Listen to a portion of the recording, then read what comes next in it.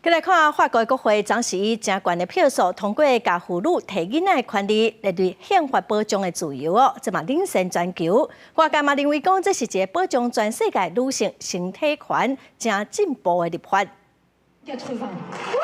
大英博顶悬，议长都宣布通过表决，巴黎民众随大声欢呼庆祝。爱菲尼铁塔阁出现标语，家己的身躯家己选择，宣告女性的打胎权要写入去法国的宪法。 Je pense que c'est aussi un bon signal envoyé aux autres pays de dire qu'on peut toujours progresser davantage dans ce droit-là pour lequel on se bat depuis des décennies.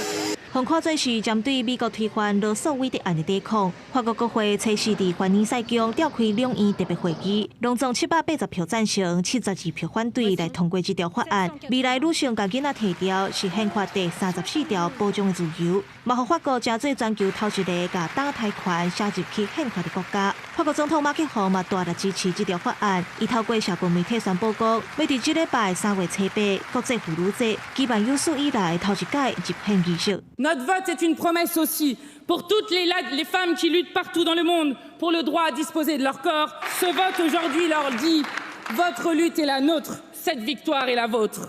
法国自1975年开始，甲囡仔提调都是合法行为，社会大众普遍嘛拢支持打胎权，国会跨党派嘛拢保持共识。过去敢若已经解散的前南斯拉夫，捌伫宪法列出生囝的自由。若即卖法国互看做是比南斯拉夫更较进步。不过当地原有一寡人对法案通过有无共款的看法，亲像法国的天主教会就发出声明，因批评甲囡仔提调是对生命的一种侮辱。公视新闻，牛安编辑。